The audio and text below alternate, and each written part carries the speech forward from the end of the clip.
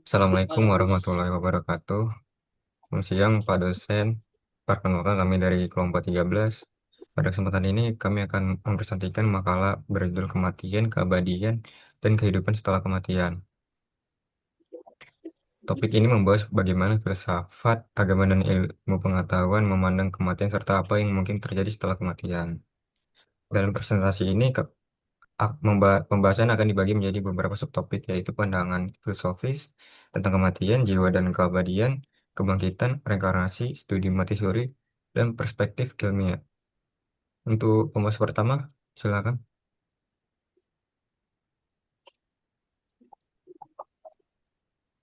baik. Baik, terima kasih kesempatan yang telah diberikan kepada saya untuk membahas tentang uh, pandangan filosofi tentang kematian. Um, baik, dahulu, baik dahulu, pendahuluannya. Kematian merupakan bagian yang tidak dapat dipisahkan dari kehidupan manusia. Setiap orang akan mengalaminya meskipun waktu dan cara tidak diketahui. Dalam filsafat kematian,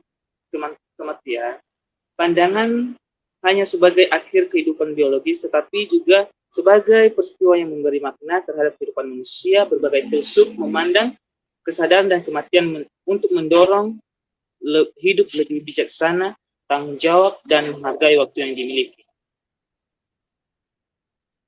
Pandangan filosofi tentang kematian juga bisa kita ketahui bahwa eh, kematian sebagai kenyataan yang tidak dapat dihindari dari kesadaran bahwa hidup memang memiliki batas, membuat manusia terdorong untuk menentukan tujuan hidup dan menggunakan waktunya secara bermakna. Dalam pandangan eksternal, kematian mengingatkan manusia agar hidup secara autentik, yaitu hidup sesuai nilai dan tanggung jawab sendiri. Dan ada beberapa aliran filsafat juga menganggap bahwa kekuatan terhadap kematian muncul karena manusia terlalu melekat pada kehidupan dunia. Oleh karena itu, menerima kematian sebagai bagian alami dari kehidupan dapat membantu seseorang hidup dengan lebih tenang, bijaksana, dan penuh rasa syukur. Ada beberapa makna dari kematian dalam kehidupan, yaitu satu, menghargai setiap kesempatan dalam hidup; kedua, berbuat baik kepada sesama; ketiga, bertanggung jawab atas setiap tindakan; keempat, menjalani hidup dengan tujuan dan manfaat.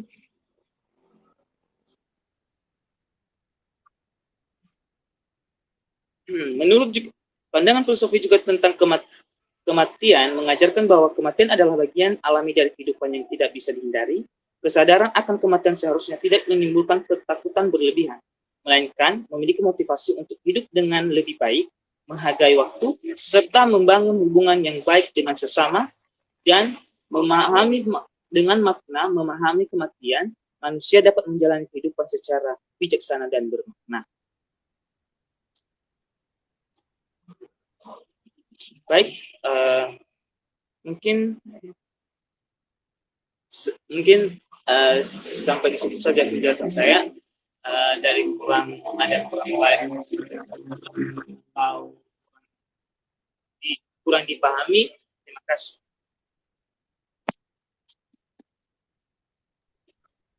Oke, Najwa aja lagi ya, nomor 2. APM. Assalamualaikum warahmatullahi wabarakatuh. Pada kesempatan ini saya akan menjelaskan tentang jiwa dan keabadian atau soul and immortality. Jiwa dan keabadian adalah konsep yang membahas apakah manusia memiliki jiwa yang tepat ada setelah kematian. Jiwa dipahami sebagai bagian non-fisik yang menjadi sumber kesadaran, pikiran, dan identitas seorang. Setiap agama memiliki pandangan yang berbeda dalam Islam. Jiwa tetap hidup setelah kematian dan berada di alam barzah. Dalam Kristen, jiwa akan memperoleh kehidupan kekal atau menghukum sesuai perbuatannya.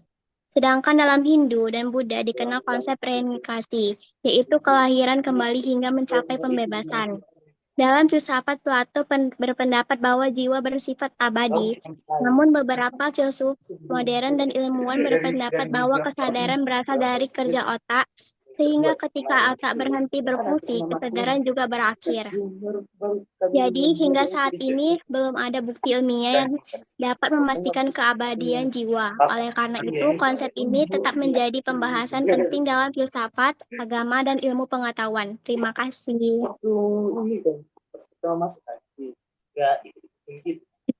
Nilainya baik-baik lebih dari 3, berapa di semester 2 ini dibantai aku. Ya aku aja yang sering cerita.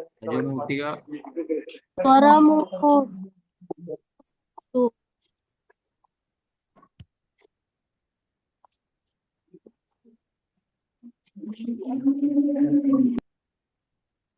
Selanjutnya ada kebangkitan.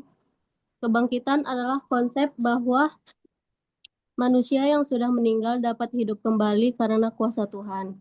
Dalam metafisika ketuhanan, kebangkitan tidak hanya dipahami sebagai hidup kembali secara fisik, tetapi juga membahas hubungan antara tubuh, jiwa, dan identitas manusia setelah meninggal. Menurut filsuf Peter Van Inwagen, pertanyaan utama, apakah Tuhan mampu membangkitkan manusia? Karena Tuhan tentu Maha Kuasa. Yang menjadi persoalan adalah bagaimana orang yang dibangkitkan tetap menjadi pribadi yang sama dengan orang yang telah meninggal.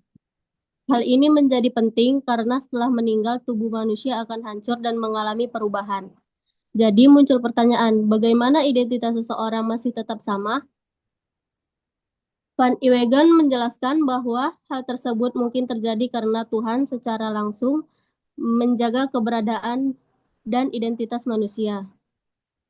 Dengan kuasa Tuhan, seseorang dapat dibangkitkan tanpa kehilangan jati dirinya. Jadi kebangkitan tidak bertentangan dengan metafisika, tetapi merupakan sesuatu yang mungkin terjadi karena kehendak Tuhan. Dari sudut pandang metafisika, kebangkitan menunjukkan bahwa kehidupan manusia tidak berhenti saat kematian. Konsep ini juga menegaskan bahwa Tuhan adalah sumber kehidupan dan manusia memiliki dua dimensi, yaitu tubuh dan jiwa.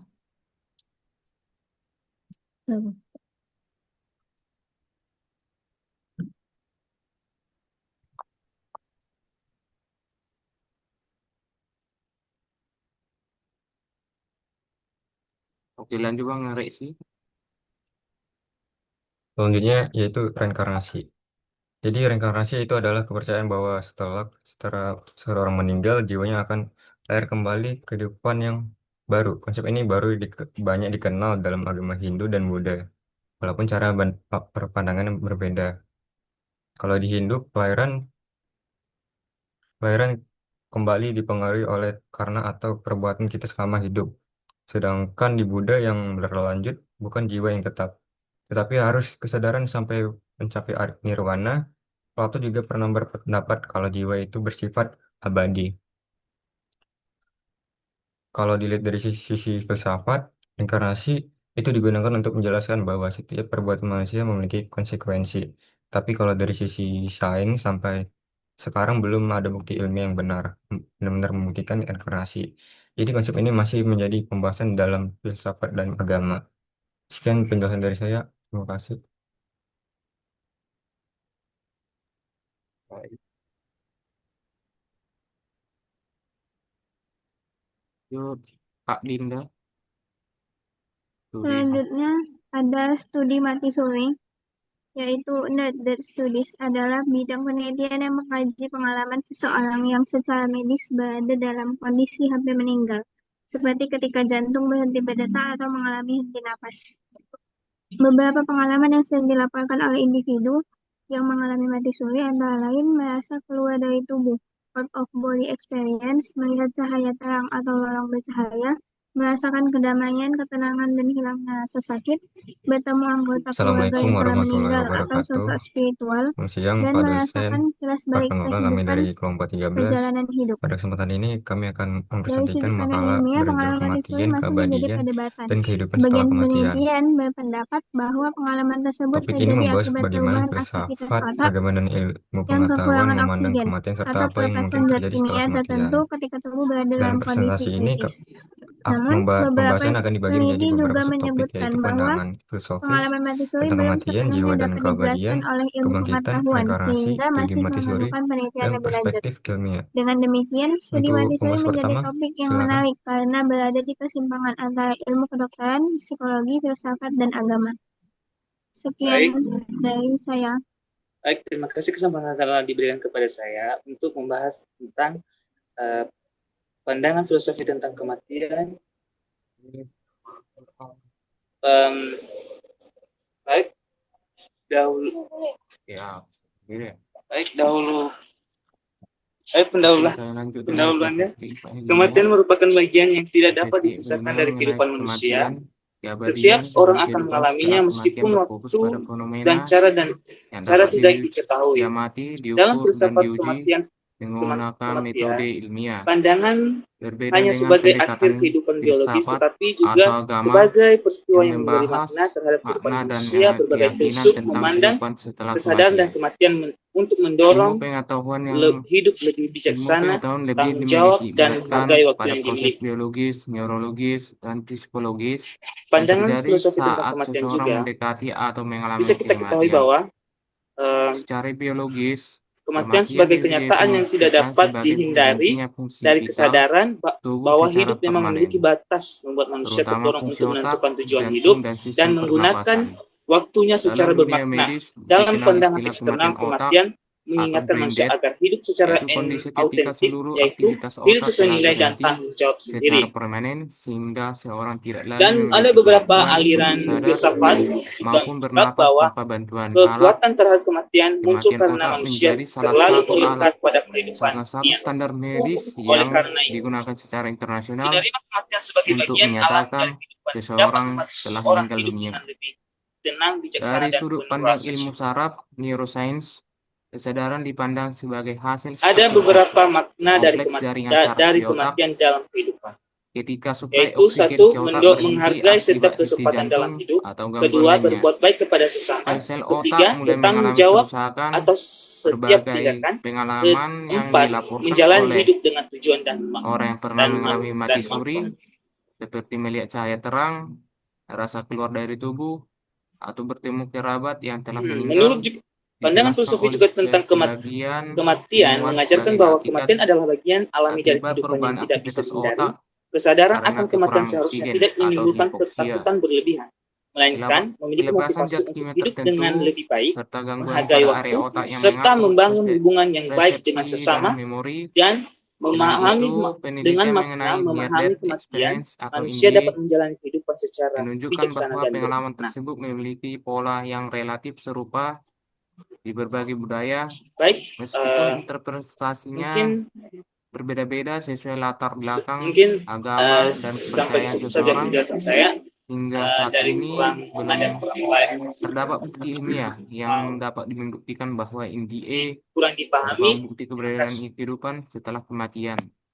Sebaliknya, sebagai besar ilmuwan menganggap pengalaman tersebut sebagai fenomena neurologis dan psikologis yang terjadi ketika otak berada dalam kondisi kritis. Assalamualaikum warahmatullahi Di sisi wabarakatuh. lain, ilmu Pada pengetahuan juga kesempatan ini mengakui saya akan adanya menjelaskan tentang keterbatasan jiwa dan dalam keabadian menjelaskan atau seluruh soul aspek and kesadaran manusia immortality. sampai saat Jiwa ini. dan keabadian adalah konsep Sampai yang saat ini membahas belum apakah ada manusia teori memiliki sepenuhnya jiwa yang tepat mampu menjelaskan bagaimana ada setelah kesadaran kematian.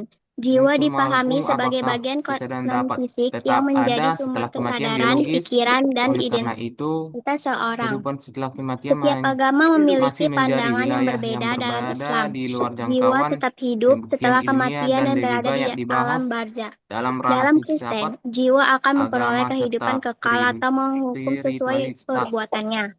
Sedangkan dalam Dengan Hindu dan Buddha dengan dikenal konsep demikian, perspektif ilmiah memandang kematian sebagai proses biologis yang dapat dipelajari melalui ilmu kedokteran, neurologi, dan psikologi. Sementara itu, konsep kepribadian jiwa maupun kehidupan setelah kematian belum dapat dibuktikan secara empiris, sehingga masih menjadi perdebatan antara sains, filsafat, dan agama. Sekian dari penjelasan nomor 6 tentang perspektif ilmiah. Sebagai penutup, saya memberi kepada Bang Heru. Bang Heru. Ada lagi Bang, kesimpulan.